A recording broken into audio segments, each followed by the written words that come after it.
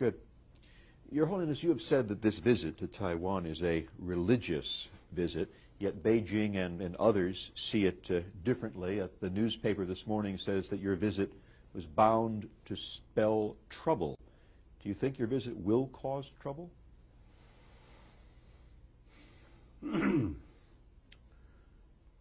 Usually, wherever I go, the Chinese government usually, I think, look differently. So naturally, now visit here, the Chinese the government of the People's Republic of China, of course, because the Tibetan issue is very, very sensitive. So therefore, they naturally, look very seriously. But my logic is the long run, the more closer relation with Chinese generally, wherever they live, whether in Taiwan, whether in America, whether in Europe, everywhere, is a more closer relation with them. Long run, I think in the Chinese, in the People's Republic of China, also I think through their own sort of, Chinese friends, eventually I think they may get the, the correct information or correct sort of awareness. Then also, you see, to us, the more closer relation with the Chinese, then you see their awareness about the Tibetan issue become more clearer. So ultimately, in order to solve the Tibetan problem, we must find a mutually agreeable solution between Tibetan and the Chinese. And then also, in the past, there's some the Chinese, whether they believe or they simply they create impression that we Tibetan are anti-Chinese. That is not the case. And we are not against China. We are not against Chinese people. We are not against Chinese culture. In fact, we are trying to develop mutual trust. So in that respect, I think my visit, in spite some temporary sort of voice or noise, long run, I feel could help. And your meeting with President Lee Teng-hui, will that not provoke Beijing and make them even angrier? Because it's not only you that they have a problem with in Beijing, they have a problem with Lee Teng-hui as well, as we saw last March. I think before his decision meeting with me, I think he must take all these considerations, I think. Right. Can you tell us, in the 1980s, the only time I got to visit Tibet, relations between Your Holiness and Beijing seemed better than now. There were at least delegations going back and forth. Right. There seemed to be some discussion at least. But now what I hear from Beijing is much harsher, much more personally directed at you than it was then. What has happened?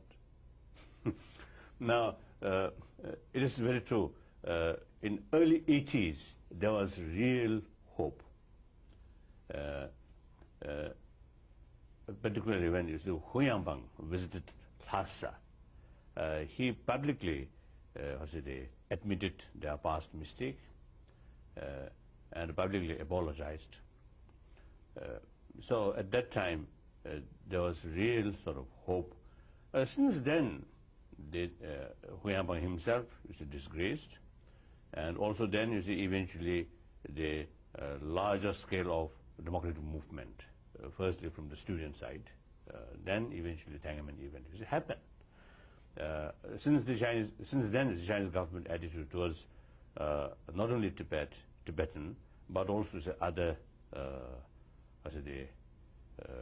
other issues becoming much harder, and also towards Hong Kong, towards Taiwan. And in fact, since August 93, no more contact with the Chinese embassy in New Delhi. But I feel, and also in the meantime, inside Tibet, the situation also is becoming much, much worse. In some aspect, you see, even some people consider the cultural revolution spirit in certain field, you see, re-emerge. But I feel the Chinese, People's Republic of China of today, compared to 20 years ago, much already changed. And also, you see, the People's Republic of China, in spite same sort of government, same system, actually is in the process of changing. So I feel, only because of time, and current Chinese government is a policy, even from the, I think, viewpoint of Chinese own long-term interest, you see, this kind of a policy won't help to solve this problem. So therefore, Chinese government have to, sooner or later, have to find a more constructive policy. This is my fundamental belief. So, and already, you see, some, if you look from various different angles, you see, there are some, you see, signs. There's some kind of flexibility. So, so therefore, you see, in spite, you see, this current, sad situation, I feel there's no need to change my position. So my position still is the same. As soon as some positive indication come from Chinese government, I'm ready to discuss with the Chinese government on the basis of my middle approach. I'm not seeking independence. This is very clear. I fully committed about my middle approach. So through middle approach, I'm quite sure the mutually agreeable solution will find. So that, you see, this not only is, benefit for us, but also to the long run, to the Chinese also. Now, Beijing accuses you constantly of being a splittist. You want to split the Chinese nation. You want independence for Tibet. No. No. I wish, you see, some more spy or more Chinese, intelligence people, I think should come to Dharamsala and stay there permanently and check what we are doing, what we are thinking, what we are talking. This is my feeling. And you're not speaking of independence? No, no, no. Of course, historically, is it Tibet not part of China? That is also, you see, true. And the majority of Tibetan people, not only outside, but even inside, I think they're completely fed up about the Chinese, Chinese government. So you see, they really now, lost, I think, completely. There is a faith. But you see, my thinking is, firstly, the world is changing. Now, smaller nation, such as Tibet, particularly in Tibet case, landlocked country. So for our own interest, at least in the economy field, if we join, in that field, if we join with another big nation, we might get greater benefit. With these conviction, I made this proposal, middle approach. As the Chinese most concern is stability and was a national, what called unity. So we are willing. If they provide us genuine self-rule, then we are ready to accept. We will join with them. So this principle, you see, no change. Still, I feel that's the appropriate sort of, path. Now, recently we have had an explosion in Lhasa. We've also had bombings in Xinjiang, another sensitive area of China. What are the things that are going on in Tibet today that worry you the most?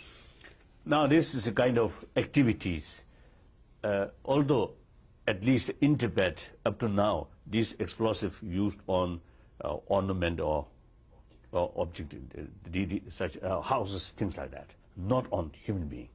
But if this tendency goes continuously, then there is every danger to shift on target on human being. This will be very, very terrible. So if you see this situation remain, the current sort of situation, hardliners thinking, then there is danger. Although it's my recent terror statement, 10th March's statement, I publicly appealed to Tibetans. It is not our sort of way, you see, to use violence. The ruthless attitude, the other side, you see, they are doing. If we also, you see, follow this violence, then logically, you see, from certain viewpoint, then you see, we will have less sort of complaint if ourselves is committed in that kind of, you see, human activities. Of the conditions in Tibet, what worries you most about what is happening now in Tibet? Environment, then also is a population is a transfer. I think the population transfer, because of the population transfer, the Tibetan cultural heritage is very much a danger. Now already those biggest towns like Lhasa and Shikhatsi, the smaller, now is the Tibetan become already minority. Their daily life very much depend on I mean, in daily life, you see, they have to use Chinese language rather than Tibetan. So through that way, their whole, you see, lifestyle now is changing. So the usually I call whether intentionally or unintentionally some kind of cultural genocide is taking place. Now this is, for me, is the most serious matter, because I feel the Tibetan cultural heritage, usually I call Buddhist culture, this culture have, I believe, some potential, you see, to create happier human society, happier family. So therefore, not only Tibetan, but also the whole the northern Himalayan range, and also to further north Mongolia, and also some republic in Russian Federation. And then most important, I think, you see, Tibetan Buddhist culture, you see, can help millions of young Chinese. So therefore, you see, Buddhist culture, I feel, at the moment, facing danger of extinction. Now, I believe it's my sort of immediate sort of task or responsibility is to save Tibetan Buddhist culture. Then political status, I do not, you see, consider very, very important. But you see, these ultimately is up to Tibetan people. One last question. This is your first trip to Chinese soil since the 50s. Just how does it feel, and do you still hope that you will get to Beijing someday? Definitely. Deep in my mind, I feel this is some kind of, first step. The second step, perhaps Wutai-shan, the sacred place in China, and then Peking also. That's my feeling. In any way, we have to deal with our Chinese brothers and sisters. That's the only way. And also, as a Buddhist, the China, most populated nation, if that nation, without, deeper human value, I think that's a big disaster. Not only is it 1.2 billion of humanity, but also I think it will affect the whole humanity. So China, in any case, the next already is become important nation. In next century, the first century, China will be very, very important nation. So the big nation with long history, big population, more with more economic prosperity, more spiritual sort of, with deeper human values. And that will be, I think, great benefit for mankind as a whole. Thank you. Thank you very much.